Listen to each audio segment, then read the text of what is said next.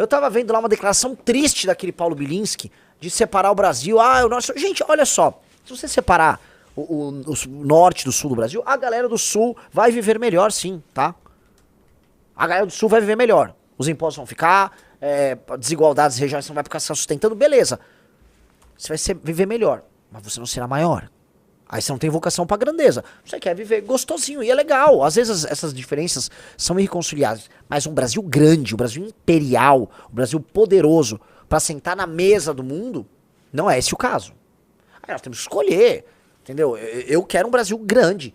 E eu não acredito na ideia de que o Nordeste é uma bosta, esquece. Não, isso é mentira. Isso é mentira. O Nordeste passou por outro processo histórico, especialmente do fim do século XIX pra cá, em que a modernidade fez muito mal pro Nordeste. O Nordeste não se adaptou à modernidade a contento. As elites nordestinas não se adaptaram a contento. O Nordeste não recebeu as levas de imigração com capital humano que estava mais adequado a um mundo já industrializado, como nós recebemos no Sul-Sudeste. Então certas relações arcaicas, práticas de trabalho arcaicas, sistemas relacionais arcaicos ficaram lá, cara. Então o Brasil é um país muito maluco, que ele tem vários lugares com estágio de desenvolvimento civilizacional completamente diferente. Tem lugares pré-capitalistas, e eu não vou falar porque Piauí é um lugar capitalista. Então, naturalmente, quem vem com essas conversas não sabe nada de Brasil. Dá pra resolver o Nordeste? Sim, muito bem resolvido. Dá pra o Nordeste ser motor de desenvolvimento do Brasil? Sim. Não compra essa história. Não vou comprar essa história. Até porque, num governo nosso, o Nordeste vai ser esse motor. E eu vou ter gente migrando do Sul-Sudeste pra desenvolver o Nordeste. Vai ter gente saindo de Joinville, de Floripa, de Blumenau, pra montar empresa em Petrolina, em Juazeiro, em Belo Jardim. É isso que vai rolar. O Nordeste será um lugar que vai atrair capital humano de alta qualidade. Quem disse que a gente não consegue fazer isso? Quem disse? Ah, mas Renan, já traiu antes? Sim. Camaçari, polo petroquímico, polo industrial. O que é o Matopiba? O que é a região de Luiz Eduardo Magalhães? Se você botar no risco, você vê. Né? Se você tem as condições, as pessoas migram pra lá. Bota assim, ó, CTG Bahia. E prepare-se. CTG Bahia. O que eu agregaria? Então, a gente pode fazer, por exemplo, um banco interregional de infraestrutura liderado pelo Brasil para fazer essa ligação desses modais de rodovia, ferrovia, para escoar, não só escoar para fora, que a gente não é só um continente de exportadores. Às vezes o cobre que é feito no Chile pode ser interessante para a indústria brasileira, certo? Certo. Às vezes a gente vai circular carros brasileiros indo pro Peru. Certo. Certo? O Peru pode mandar o leite dele pro Arthur tomar, certo? Ai, delícia. Não é, Tutu? O delicioso, de acordo com o Arthur... qualquer coisa eu falaria geraria um corte contra mim, né? Então, parece fazer sentido. Um banco de investimentos, um plano de infraestrutura. Agora, por exemplo, o Brasil poderia liderar a criação de uma força continental de segurança, e isto seria construído mediante uma guerra contra o crime organizado no continente? Sim. O Brasil poderia liderar a guerra contra o crime organizado para eliminar a ideia de que a América do Sul é um gigantesco narcocontinente que exporta coca e maconha pro mundo? Que tal? Vamos eliminar na América do Sul a ideia de que nós somos isso? Esse não seria um papel nosso, América do Sul? Sim ou não, Riseta? Sim, lógico. Então, me parece assim que o Brasil tem um papel de líder, e esse papel de líder ele vai se dar mediante a grande capacidade de investimento e conectividade no continente. E aí a gente vai poder negociar de maneira blocada em nome do continente. Aí sim, chegou a China, não, China, senta aqui com nós, com o blocão. O blocão quer conversar. Estados Unidos, chega aí, o blocão tá aqui, vamos conversar com o blocão. É ou não é? O problema, amigos, é que assim, para termos esse papel, nós temos, eu gosto de usar essa palavra, nós temos que transbordar soberania. O que é transbordo de soberania nesse sentido? Nós vamos ser tão soberanos, vamos ter tanto dinheiro, força acumulada, propósito acumulado enquanto nação, que aí a gente transborda pra América do Sul. Agora, como é que eu vou resolver o problema do crime organizado na Bolívia, que o Brasil tem toda a condição, se aqui ele não consegue resolver o problema do crime organizado na favela do Moinho, aqui em São Paulo capital? Se não consegue resolver o Comando Vermelho no Complexo da Penha? A gente não consegue. Então a gente precisa... Esse transbordo significa assim, um acúmulo de forças internas. A gente precisa acumular. E para acumular força interna, destruir os inimigos internos, você tem que exercer vitalidade, você tem que ser muito produtivo. Então toda essa cultura que a gente tá criando no Brasil, que é a cultura da improdutividade, do tome-lhe um gás, ô mãinha, dê gás pra mim, painho, bom. Não, isso é cultura de fraco. É cultura, né, você não tem energia, você tá cansadinho, alguém te dá um gás, alguém põe uma energia elétrica na tua casa, alguém te dá comida na boca, você é um passeio que tá... Você não tem vitalidade. Então a nossa cultura é uma cultura derrotada e sem vitalidade. Essa é a cultura dominante no Brasil. Aí você não transborda energia pro resto. Pelo contrário, você depende da energia dos outros, do investimento dos outros, da capacidade do outro usar e cuidar de você. Que essa é a cultura que foi implementada após a Constituição de 88 e é a cultura base e é a premissa da Constituição de 88. Logo, por isso que a gente fala, vamos voltar para 88, vamos voltar pro sonho boomer, aquele sonho boomer maldito do, não, agora vamos direitos humanos, vamos criar uma sociedade a lá Dinamarca. Que Dinamarca? A Dinamarca já saiu dessa. A Suécia, só pra avisar pra vocês, tá? Bota ali a quebra da Suécia nos anos 90. A Suécia teve que fazer uma série de reformas nos anos 90. A Suécia, o estado de bem-estar social sueco... Aqui, ó. Mano, inteligência artificial é muito bom, que né, você bota nos termos, eles já acham. A quebra da Suécia nos anos 90 refere-se a uma crise econômica profunda que atingiu o país no início da década, marcada pelo colapso de uma bolha imobiliária, o aumento drástico do desemprego e uma forte recessão que durou de 91 a 93. Essa crise econômica foi seguida pela entrada da Suécia na União Europeia em 95, mais tarde por um período de crescimento econômico e recuperação no final da década. Tá? O que aconteceu? A Suécia...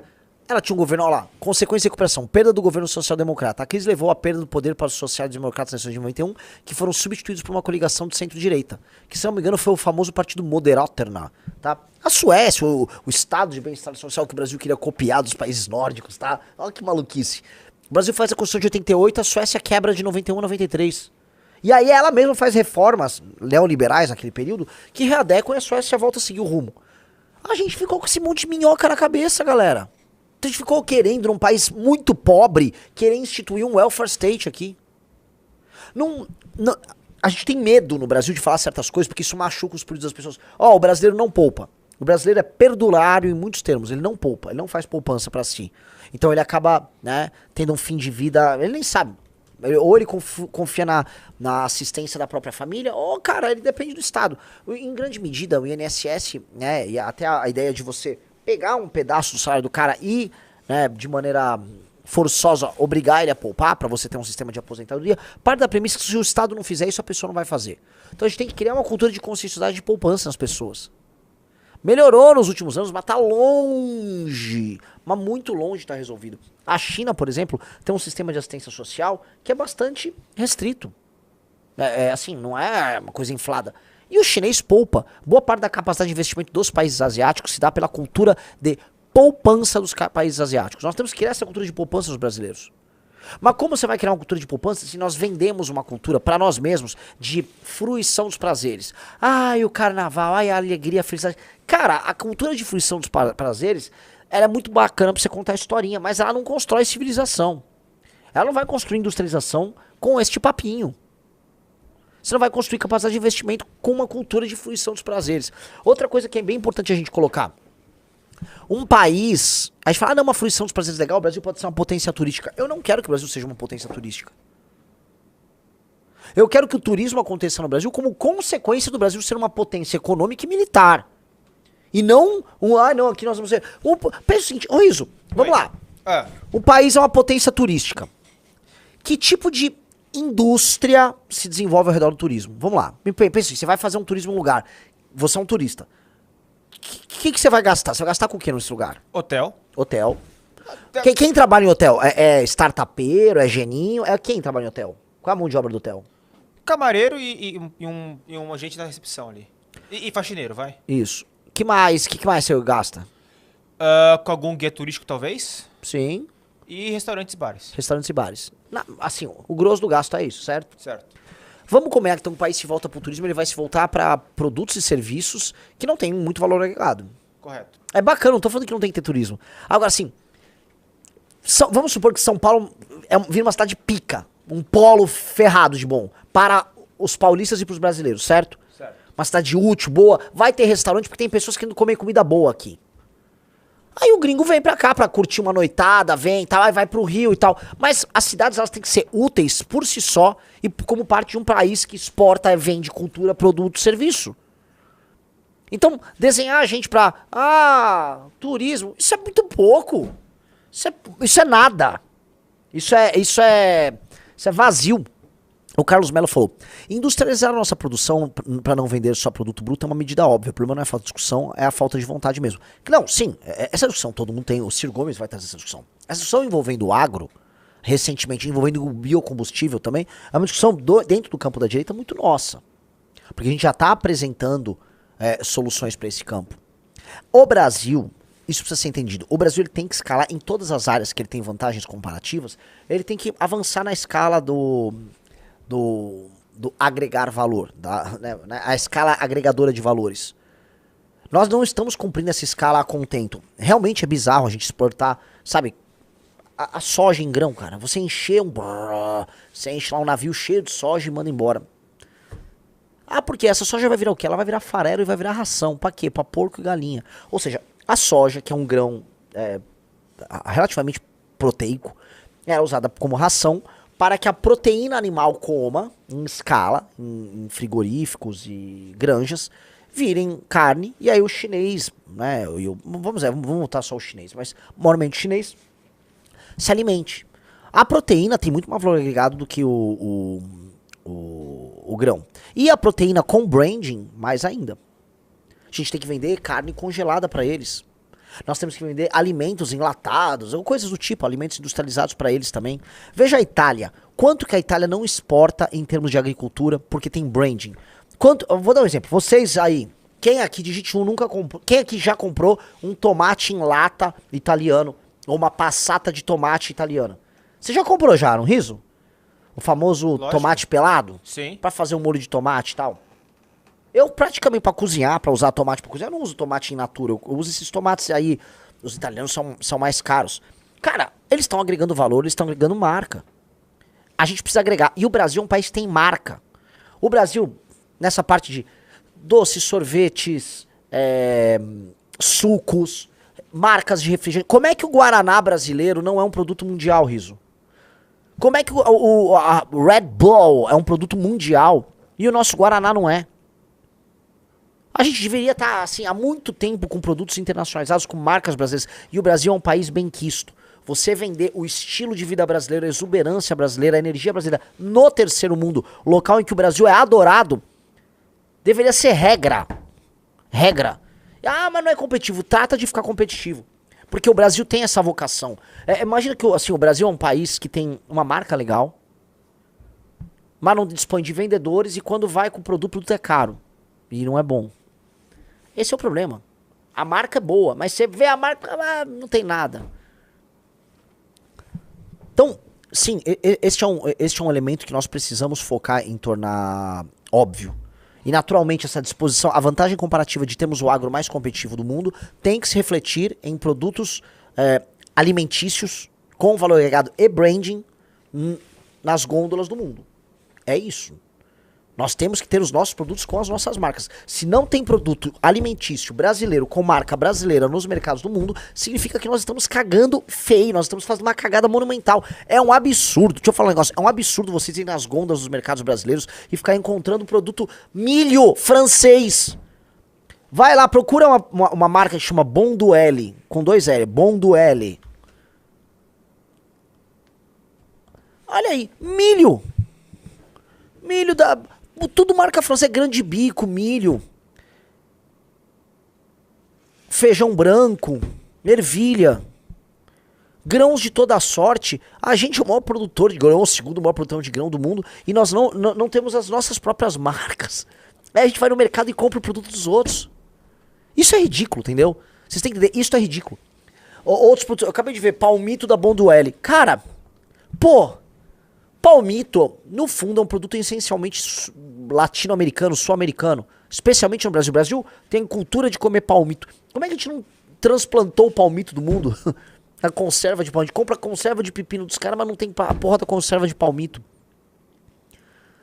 Nossas vantagens comparativas não são transformadas e elas não escalam. Quer outra vantagem? O Brasil, junto com a Austrália, Me corrija aí.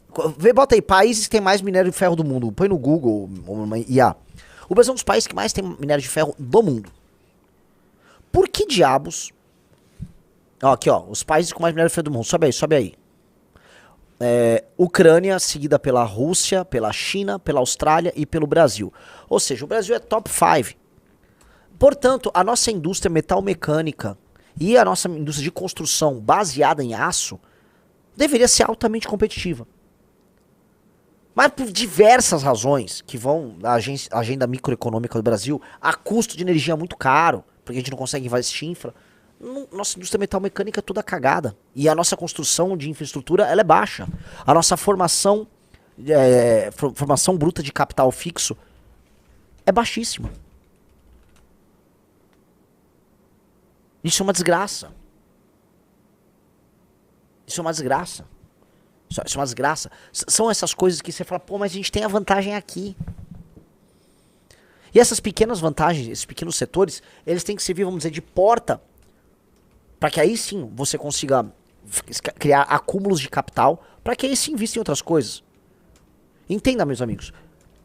Cria-se elite, cria-se exportação, cria-se dinheiro. Essa elite ela vai trazer capital. Com o capital que entra para cá, o capital ele não tem cara. O capital vai estar estocado num banco. Isso vira potencialidade para investimento. E aí um startupeiro, um cara que vai criar uma indústria de tecnologia vai rodar. Agora, cara, as vantagens comparativas tem que avançar no ciclo da geração de valor agregado. Isso ninguém aqui duvida. Isso é óbvio. Tá? Então, no livro amarelo a gente discute muito isso. Uma das discussões, por exemplo, o nosso polo produtor de fruta no Vale do São Francisco. Aí faz melão, faz uva, faz um monte de coisa no Vale do São Francisco. Quem é do Nordeste conhece. Bote aí se você não conhece produtores de fruta no Vale do São Francisco. Produtores de melão, que não é Vale do São Francisco, mas no Rio Grande do Norte. Tá, mas qual o próximo passo para não vender um melão in natura? Por mais que tenha público melão in natura. Sorvete de melão? Cara, tem uma marca de sorvete de melão japonesa, Melona. Pelo amor de Deus, tem que, né, num governo nosso, na diplomacia do churrasco, fazemos um churrasco lá em Tóquio, falamos lá com a fábrica, acho que é japonesa, Melona, japonesa ou coreana, acho que é japonesa. Monta uma fábrica no Brasil, vamos lá, vamos pegar um melão que é produzido lá no Rio Grande do Norte, vamos fazer uma fábrica e bora que bora. Temos que pensar nessas coisas, nesse sentido, Coreia do Sul, então vamos na Coreia, esquece, vamos pra Seul e vamos convencer eles, vamos fazer com o melão brasileiro, vamos fazer a fábrica da Melona ali. Tá? É isso, sobe aí, sobe um pouquinho. É uma marca gigante, cara. Sucos, todo tipo de coisa. Cara, aproveitar a nossa biodiversidade, aproveitar a nossa vantagem comparativa, agregar valor e criar marcas globais. Por que diabos eu sei o nome de uma marca de sorvete da Coreia? Porque a Coreia, ela cruzou essa linha. Ela criou marcas globais e essas marcas entram no imaginário e fazem parte da vida das pessoas em outros lugares do mundo. E nós necessitamos desesperadamente disso. Desesperadamente disso. São as coisas que fazem, porque assim, não basta ter só o produto e não basta ter só a balança comercial. Tem que ter a marca. A marca é o soft power. No fim do dia, veja a escala da evolução de um país como a Coreia. Ela sai de um país que começa a se recuperar da guerra, houve uma guerra da Coreia, fazendo barcos. Quase todas, né? O ciclo da industrialização, para muita gente começa, assim, tecido e roupa. A própria industrialização inglesa começa aí, a americana também começa.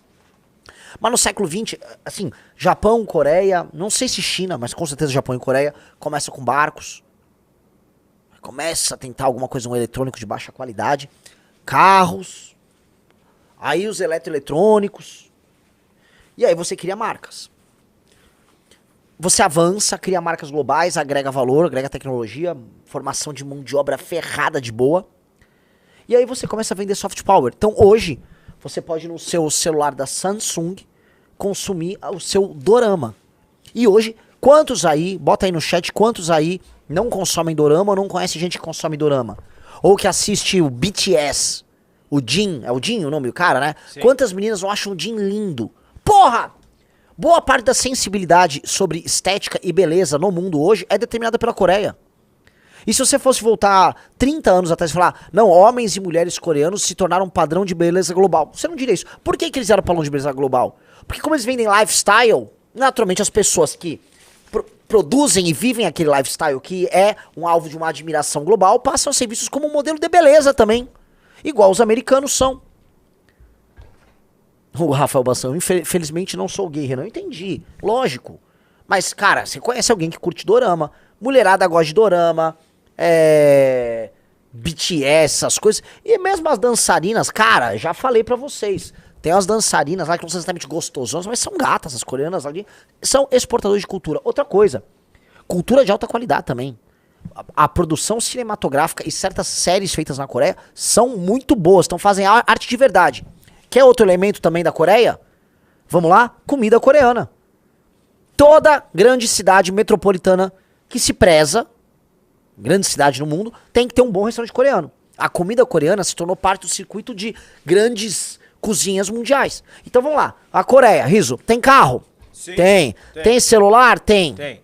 Tem aplicativos? Tem. Tem a indústria pesada? Sim. Tem filme? Tem. Tem música? Tem. Tem comida? Sim. A Coreia é um Estados Unidos em miniatura. A Coreia produz soft power e fatura. A única coisa que tá faltando pros coreanos, dar uma bimbada. Se o coreano dar uma bimbada e começar a nascer os coreaninhos, cara, aquilo lá tá resolvido. Japão também cumpriu esse ciclo. Nós temos que olhar e ter o nosso ciclo. E aí vão falar, mas Renan, entenda, nós não somos um país feito de coreanos. Né? No sentido de que o coreano é um povo, né, um dos povos mais inteligentes do mundo, naturalmente inteligentes do mundo, em termos de QI, vamos botar aí. Eles são muito inteligentes, parabéns pros coreanos. Tal. Então, né, tem muita gente capaz e tal, tem uma altíssima conscienciosidade, eles chamam da cultura do arroz, né? Os povos que a recompensa da produção do arroz dele vai com o tempo, então você tem que trabalhar muito, então tem essa cultura de conscienciosidade, de recompensa. Legal, todo mundo sabe, beleza, bacana. Nós temos outras qualidades. Nós somos um povo altamente comunicativo e altamente carismático. Quando falam que o brasileiro não é trabalhador, é mentira. O brasileiro é trabalhador, sim. O brasileiro trabalha. E trabalha é diferente de ser altamente produtivo, mas o brasileiro trabalha. A questão nossa é, nós temos uma elite ruim e nós estamos inseridos num contexto socioeconômico-cultural que nos favorece nessa competição global. Tudo isso tem que ser alterado, dos marcos regulatórios até, vamos dizer, os statements culturais, os pilares culturais que mantêm a gente numa pobreza. Só que para você apontar para um novo caminho, você precisa de um novo horizonte. Ó. Plá, qual é o novo horizonte? A ideia de um Brasil potência. Porque a Coreia foi sonhada como uma Coreia potência. Singapura é sonhada como uma Singapura potência. A China é sonhada como uma China potência. A gente não se sonha como a gente tem vergonha.